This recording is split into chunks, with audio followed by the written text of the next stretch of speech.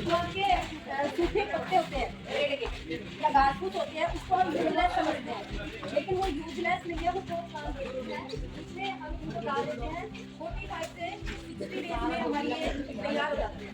तैयार होने के बाद हम इसकी खाद का क्या करते हैं, जो हमारे पास वगैरह होते हैं जिसमें आप जैसे रोज गार्डन है हमारा, उसको खोदने के लिए जाते हैं, तो वो जो प्लांटेशन ग्रीनरी आपको दिखती है वो कहाँ से आती है, जब हम उसमें ये ऑर्गेनिक हमने खुद से तैयार की हुई खाद को जब हम उसके अंदर डालते हैं। जब हम मार्केट से खरीदी हुई खाद को उसमें डालते हैं तो उसमें क्या होता है, केमिकल्स होते हैं बहुत ज़्यादा, जो कि पौधों के लिए क्या होते हैं, हानिकारक होते हैं। ऐसे ही जब हम घर पे, कईयों के घर पे खाली प्लांट होते हैं, तो अपनी मम्मियाँ क्या करती हैं, वहाँ पे सब्जी वगैरह या प्लांट ये खाद वहाँ पे जब आप डालोगे तो आपको ऑर्गेनिक सब्जी मिलेगी, तो क्या आपकी सेहत के लिए भी क्या है, अच्छी है।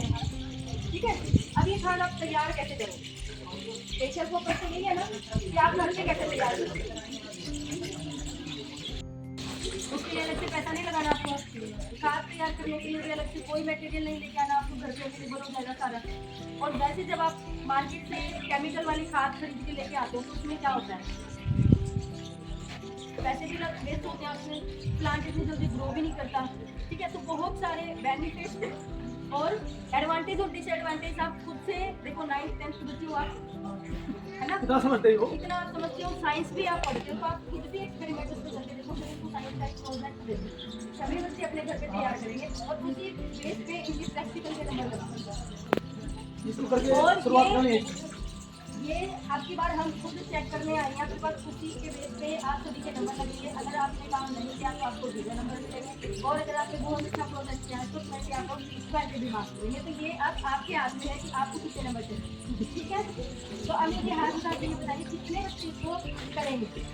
ये घर में जो चाय पत्ती है और छिलके जो है ना सब्जियों के फलों के जो भी है उसका यूज करना है, बड़ा मटके में डाल करके किसी और छोटे बच्चे में डाल करके बना कर देखो, खाद बना करके देखो, 2 घंटे तैयार हो जाएगी। ये जो खाद बनाने का प्रोसेस है हम इन आते बच्चों को हाँ, इनको बता, हाँ ये सही रहेगा। प्रैक्टिकली बता देते हैं कैसे कैसे आप ये करो, बहुत अच्छे बच्चे हो सारा। एक मुझे ना वो एक बार सचिन थोड़ा सा इनको अपने एमआरएफ के बारे में बता दो कि कितनी गाड़ियां हैं, कितना कलेक्शन हो रहा है, डेली कैसे जा रहा है। एक बार थोड़ा इनसे डिस्कस करें, काफी बच्चे मुझे पूछ रहे थे एमआरएफ के बारे में, तो करेंगे कंपोस्ट किट को। ठीक है, उस चाय पत्ती से आपको क्या करना है, छन्नी से छान लेनी, पानी में सिंपल टैप के नीचे उसको वॉश कर लेना है, और फिर उसको कुछ भी नहीं करना, आपको एज इट इज पौधों में डाल कर सकते हो इतना। उसमें आपको वैसी वाली खाद ना डाल के, मार्केट वाली खाद ना डाल के, वो वाली खाद डालना, और उसके बाद अपने प्लांट ग्रोथ को। ठीक है, उसके बाद आपके पास होते हैं छिलके, तो सभी के घर में खाते हैं, सभी के घर में बनते हैं। ठीक है, तो वो सभी जो कचरा होता है, वो कचरा नहीं, वो आप ये कह सकते हो कि हमारा वेट वेस्ट होता है। ठीक है, उस वेट वेस्ट को आप कैसे तैयार कर सकते हो, किसी के घर में मट्टा सबके घर में मिल जाएगा।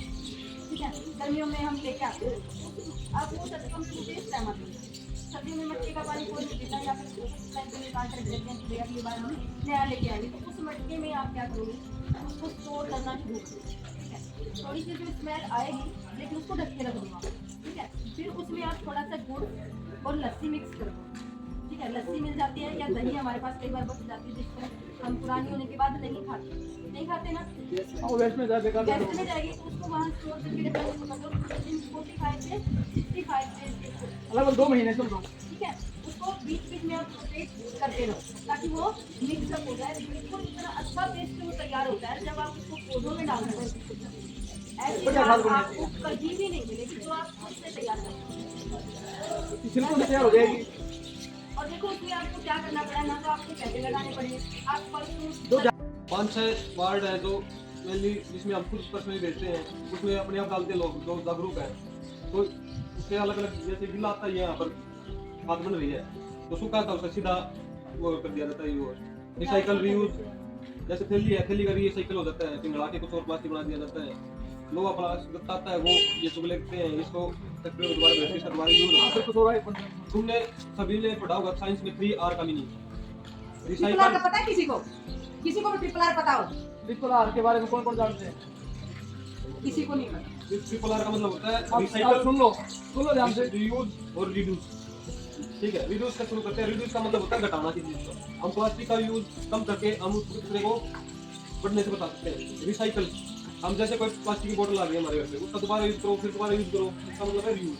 हम उसको नहीं ना लेके उसका दोबारा यूज करेंगे तो प्लास्टिक घटेगा, वो सीमित मात्रा में ही रहेगा। ठीक है, इस वो यूज का मतलब है दोबारा यूज करना। रिसाइकल का मतलब है कि उस चीज को दोबारा डाल दो, फिर उसका दोबारा यूज करो। और दूसरा उसका बना दे, उस चीज का दोबारा यूज कर ले, वो फिर जैसे हम कॉपी किताब बेचते हैं करते हैं, पर दीवार ले जाते हैं, उसको क्या करते हैं कि दोबारा भिगो के उससे प्रसाद तैयार करते हैं, उसका रिसाइकल हो गया। ठीक है, तो वही जैसे जितना ज्यादा हो सके उतना बिना दुकान अलग अलग रखो। उसमें उतना तुम्हारा फायदा है, उतना ही होगा, उससे बीमारियां नहीं फैलेंगी।